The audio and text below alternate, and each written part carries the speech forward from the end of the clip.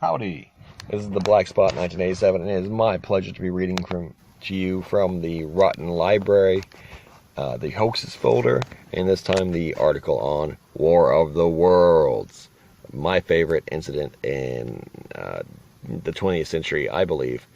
You know, just the sheer theater of it all. But it's not maybe my favorite, but it's definitely in the top 10 of greatest American moments of the 20th century. So. And that is fully tongue within cheek, you know, that's totally tongue in cheek, tongue firmly in cheek. I love that expression. So, War of the Worlds. My pleasure to read the Rotten Library's take on the War of the Worlds. War of the Worlds. It is perhaps a comment on the idiocy of human beings that one of the biggest hoaxes to panic the American public begins with the following words. The Columbia Broadcasting System and its affiliated stations present Orson Welles and the Mercury Theater on the air in a radio play by Howard Koch, suggested by the H.G. Wells novel The War of the Worlds. On the face of it, this seems like a pretty straightforward concept. It's a radio play, based on a novel, featuring one of the most recognized voices in the history of radio. And it was the day before Halloween. Despite all these seeming clues, despite the fact that the novel is a well-known classic, and despite the fact that a commercial break halfway through the 1-hour program, you are listening to the CBS presentation of Orson Welles and the Mercury Theater on the air in an original dramatization of The War of Worlds by H.G. Wells, despite the fact the story being depicted was about Martians invading the Earth, the radio play sparked a panic of unparalleled proportions. Presented in a series of mock news reports, War of the Worlds was a production by radio and theater wunderkind Orson Welles, who had not yet made the leap to Hollywood, and Welles had already named himself a brilliant maverick on Broadway, and he had become a household name as the voice of the Shadow, a Pulp Fiction crime fighter who knows the evil lurking in the hearts of men. Only 23 years old and already a household name, Welles had extended his theater troupe to CBS Radio with a weekly program featuring the players of his Mercury Theater. Welles had successfully adapted A Tale of Two Cities, Julius Caesar, Dracula, and Treasure Island when he decided to take on War of the Worlds. Interestingly, no one freaked out when they heard Caesar had been killed. The radio play was a clever modernization of the original story. At 8 p.m., October 30th, 1938, faux music program began, only to be interrupted by melodramatic news updates, accented by sound effects and music. While not a typical presentation, it was also pretty obviously not a real news broadcast. Nevertheless, the population of America had the bad case of the pre-World War II jitters. When people heard the special report breaking into the music, they went berserk and asked questions later.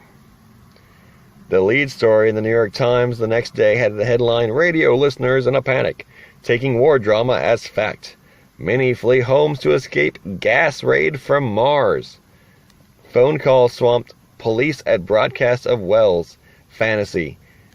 This would be the first and last time that the New York Times ever featured the phrase, gas raid from Mars, in a headline.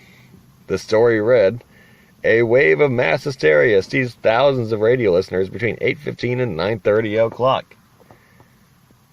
Last night, when a broadcast of a dramatization of H.G. Wells' fantasy, The War of the Worlds, led thousands to believe that an interplanetary conflict had started with the invading Martians spreading wide death and destruction in New Jersey and New York. It was an unprecedented event in modern history, according to some accounts. The trouble stemmed from a related popular radio broadcast on another channel, which featured an unpopular musical segment at 8:12, prompting thousands of people to twirl the dial in the 1938 version of channel surfing. These listeners had not heard the opening passage quoted above, nor the subsequent This is Orson Welles' introduction of the play. Instead, they tuned in just in time to hear a news update that the Martians were running wild over New York and New Jersey. Most of the panic was centered there, although the broadcast was heard nationwide. The sensible people picked up their phones and called the newspaper, the radio station, or the police. So many sensible people did this that the phone lines became miserably jammed, reinforcing the notion that something had really happened. The freakouts that were followed with a cautionary tale about the power of newly emerging instant news media. not to mention being pretty fucking funny. According to the New York Times, the Associated Press newspaper and police were quickly notified that the panicked people calling in were misinformed, that there were plenty of people who couldn't get through, and those who simply didn't bother trying. Playgoers stamped out of a theater in New York City when 2 members of the audience were paged by their panicked wives, who called to relay the story. The New York Times itself recorded 875 calls from panicked listeners. In Harlem, dozens of people rushed into the police station to say that they had packed for evacuation to ask where they should go.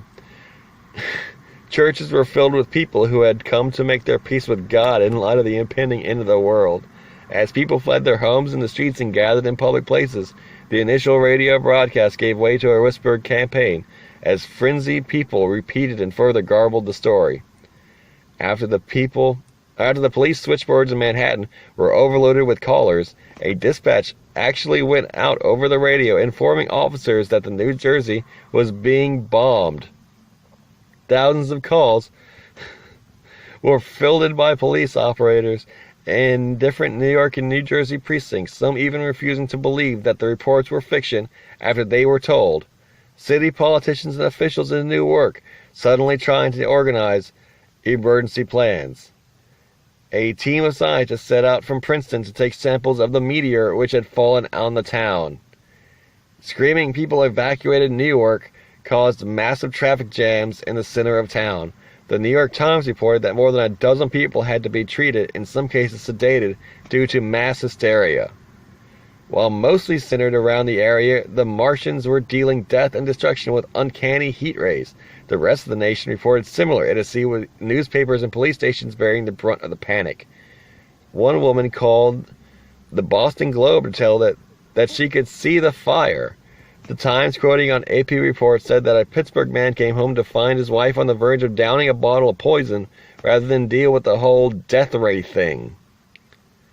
In the aftermath of the broadcast, Americans were in stages appalled, depressed, embarrassed, and pissed off about the whole thing. Mostly pissed off.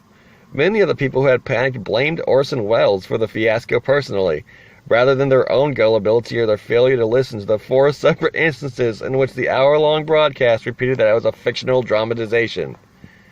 Welles didn't help matters much. Basking in his sudden notoriety, he flashed his trademark mischievous grin and twinkled his trademark twinkling eye as he assured everyone that the panic was completely unintentional and that he was really very, very sorry. Welles was an inveterate showman, and he liked getting people wound up. Whether or not it had been done on purpose, it was pretty clear, pretty quickly, that he was delighted at how things turned out. While you should never say that it's unlikely that Americans will ever see quite a scare like that again, aside from causing a large percentage of the American population to become instantly jaded about what they hear on the radio, the changed complexion of the news and media industry makes it pretty unlikely that anyone these days would respond to just one report of a disaster. And since the new national response to emergencies is to sit in your living room glued to CNN, rather than rushing out to a church, it's not like a lot of harm would be done anyway. I like that article. I really do. I think it's level-headed and it's appropriate. I have some pretty crazy fringe theories on this presentation.